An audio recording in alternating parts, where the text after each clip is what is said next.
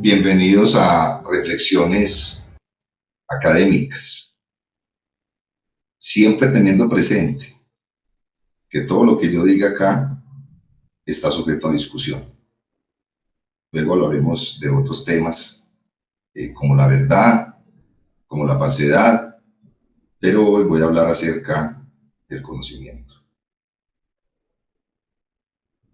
En la vida de un hombre, su tiempo es solo un instante, su ser un flujo incesante, sus sentidos una débil y fugaz luz, su alma un torbellino inquieto, su destino oscuro y su fama dudosa. En definitiva, todo lo que es del cuerpo es agua que corre, todo lo que es del alma son sueños y vapores. La vida es una guerra, una estancia breve en un país extranjero, y después de la reputación, el olvido. ¿Dónde puede el hombre encontrar el poder de cuidar y guiar sus pasos? En una cosa y solo una: el amor del conocimiento. Entonces, esa frase que me parece brillante es de un filósofo que a la vez fue político, fue emperador romano, Marco Aurelio. Entonces voy a hablar del conocimiento. Ahora, yo no voy a empezar diciendo qué es el conocimiento. Quizás es una pregunta difícil de contestar. Desde la epistemología, desde la filosofía, se ha intentado dar una respuesta a qué es conocimiento. De hecho, hay una tentativa de definición de qué es conocimiento en uno de los diálogos de Platón, sobre el Teetetes. Pero no voy a hablar sobre eso. ¿Qué es el conocimiento? Solamente voy a decir por el momento que el conocimiento es todo lo que existe, o para ser más precisos, es toda la información que existe en el universo o en el cosmos. Bueno, aunque cosmos y universo yo hago la diferenciación. Universo es todo aquel que nosotros podemos llegar a conocer, es decir, hasta donde la tecnología nos ha permitido, digamos, llegar. Y cosmos, pues, es quizás aquel que nunca lleguemos a conocer, o sea, el todo. Entonces, ese conocimiento es infinito, infinito, en comparación con nosotros los seres humanos, que somos seres finitos. Es decir, somos seres finitos en medio de un mundo infinito. Y el conocimiento es infinito. De hecho, uno de los pensadores quizás más importantes del siglo pasado, por lo menos en lo que tiene que ver con filosofía de la ciencia, que es Karl Popper, decía lo siguiente, más o menos: nuestro conocimiento es necesariamente finito, mientras que nuestra ignorancia es necesariamente infinita. Pero, y uno puede encontrar frases similares, por ejemplo, en Newton, que compara, digamos, o en Huygens, si no estoy mal, que comparan el conocimiento con el océano, y nosotros estaríamos como en una pequeña isla. Entonces, el conocimiento es infinito, y nosotros somos seres finitos. Ahora, alguien se podría preguntar, bueno, ¿y qué tiene de malo que el conocimiento sea infinito, ya que nosotros somos seres finitos? Sí, es una pregunta que me parece válida. Sí, pero yo contesto esa pregunta de la siguiente manera: porque hay personas que son presuntuosas, porque está la presunción. Es decir, hay personas, ahora cuando digo hay personas me refiero que no sé cuántas hay personas, pues que creen que lo saben todo. Es decir, la presunción. Quisiéramos ser conocidos por todo el planeta Tierra, como decía Pascal. Entonces hay que tener muy en cuenta eso. Hoy en día que se habla tanto de conocimiento, somos seres muy insignificantes en relación a ese tipo de conocimiento. Ahora bien, voy a explicar varias cosas, puede que no siga un hilo ordenado en lo que estoy diciendo, pues eso también hace parte de una reflexión. Hay veces las reflexiones no son necesariamente tan pensadas, tan cuadriculadas, tan planeadas. También quiero que esta reflexión tenga ese carácter. Es decir, yo tenía un esquema de lo que voy a decir, pero pueden resultar cosas mientras que en este momento, pues, ustedes me están escuchando y me están viendo. Una es que, entonces empecemos hablando, como el tema es el conocimiento, entonces empecemos hablando de, digamos que el conocimiento ha aumentado, eso es una característica del conocimiento. Aún siendo seres finitos, el conocimiento ha aumentado. Es decir, si nosotros comparamos el conocimiento del Homo sapiens hace 200.000 años, según lo que nos dicen pues acerca del origen de nuestra especie, si lo comparamos con el conocimiento que ellos tenían al conocimiento que tenemos en la actualidad, pues el conocimiento ha aumentado de una forma eh, grandísima, grandísima. Algunos dirían que exponencial, grandísima. Es decir, es mucho lo que nosotros sabemos que nuestros antecesores de hace 200.000 años no sabían. Bueno, quizás se ha perdido mucho de lo que ellos sabían que nosotros no lo sabemos. Indudablemente eso también puede ocurrir. Por eso es que seguimos investigando nuestros ancestros, porque quizás ellos se perdió mucho conocimiento que nosotros no sabemos, pues precisamente cómo construían ciertas cosas, cuáles eran sus rituales, cómo se comunicaban entre ellos. Quizás perdimos mucho conocimiento de nuestros ancestros y estamos hablando de un periodo muy, muy grande. Por eso es que seguimos estudiando historia, porque queremos conocer ellos qué sabían. Pues se ha perdido conocimiento, pero en sentido general, nosotros tenemos mucho conocimiento, mucho. Ahora, si lo comparamos, suponiendo hipotéticamente, estamos en el 2020, si comparamos esto dentro de 1000 años, es decir, para el 3020, pues quizás ellos van a decir que ellos también tienen mucho conocimiento y que nosotros en el 2020 estábamos muy atrasados en conocimiento. Ahora, ¿en conocimiento de qué? De muchas cosas, de muchísimas cosas. Entonces, hay muchas disciplinas. Pasemos a otro segundo punto. Hay muchas disciplinas. Las disciplinas también han aumentado. Entonces hoy tenemos, bueno, voy a citar algunas, las que en este momento me acuerdo, entonces podemos tener ingeniería, sociología, antropología, psicología, ingenierías, medicina, derecho, filosofía. Bueno, se me van a escapar muchas más, ahí dije unas casi 10 dije ahí. Pero cada una de ellas, a su vez, está dividida en más.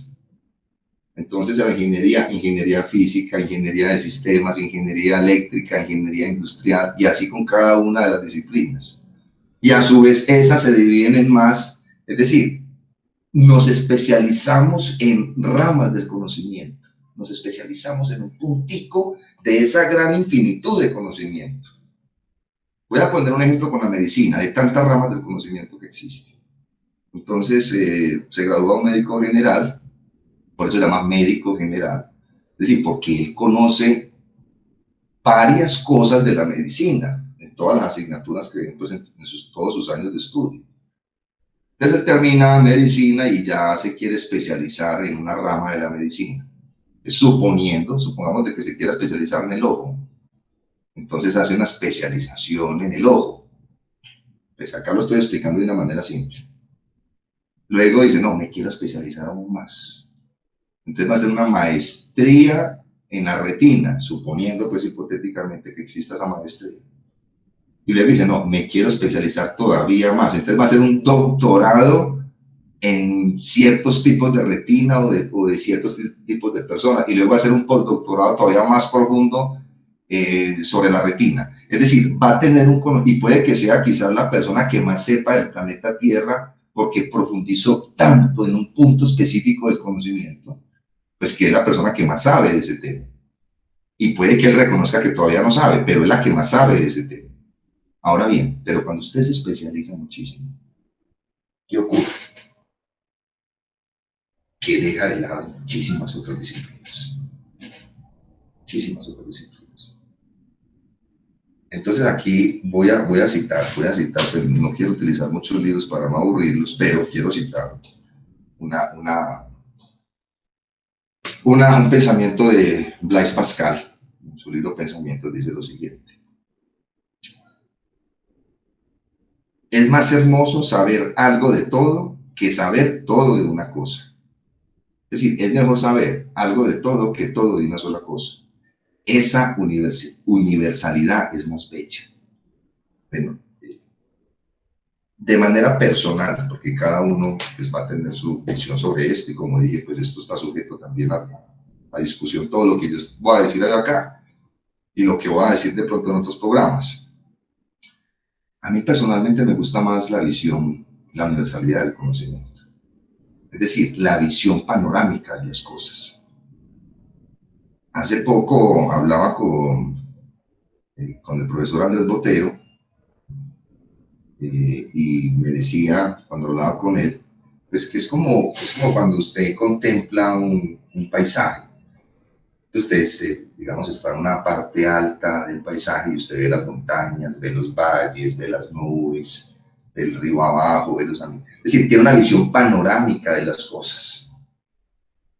Bueno, no sé si ese pensamiento es del original o de pronto lo trajo de otro lado. Bueno, luego de ese tema vamos a hablar de la originalidad, pero esa idea de mirar el paisaje de una manera panorámica, personalmente a mí me interesa muchísimo.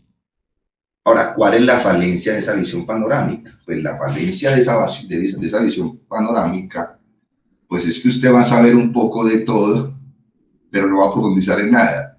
Esa es la falencia. Bueno, si uno observa los pensadores griegos, algunos pensadores griegos tendían a la universalidad. Si uno, por ejemplo, lee a Aristóteles, Aristóteles sabía de política, escribió un libro sobre política, escribió sobre metafísica, escribió sobre física, escribió sobre ética, sobre poesía, y de lo que más escribió pues, fue sobre los animales. Es decir, tuvo un conocimiento muy vasto en varias disciplinas, y en todas fue muy bueno. Pues eso no significa que no se haya equivocado en todos sus planteamientos, pues, porque él sí se equivocó en algunos planteamientos, pero pues la idea no es hoy explicar a Aristóteles, porque estamos hablando del conocimiento. Entonces la falencia de tener una visión panorámica de las cosas es que usted no va a profundizar en ninguna de ellas, sino que va a conocer cada una de ellas un poco, pero no va a profundizar muchísimo en ellas. Y la falencia del que profundiza mucho es que va a dejar de lado una gran cantidad de conocimiento. Ahora, ¿habría un punto intermedio entre ambas? No lo sé. Quizás el punto intermedio es alguien que sepa muchas disciplinas y en todas profundice, pero me parece que es algo humanamente imposible. Humanamente imposible y más en esta época cuando uno se da cuenta de que todos los días prácticamente pueden salir nuevos descubrimientos, nuevas teorías, nuevos hallazgos, entonces el conocimiento crece constantemente, crece constantemente. Pues ahí les dejo, digamos, esa idea de si tenemos una visión panorámica de las cosas, saber un poco de todo, o si queremos profundizar en una sola de ellas. Y también hablé del papel de la arrogancia, es decir, de los que creen que saben mucho. No, uno tiene que reconocer con humildad que sabemos poco, es muy poco, y en esto ya ha sido muy, lo he dicho ya varias veces, lo que hace que llevo acá hablando de este tema. Bueno, quiero también hablar un poco,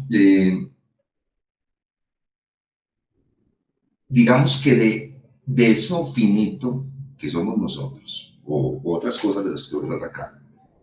También se forma un conocimiento infinito.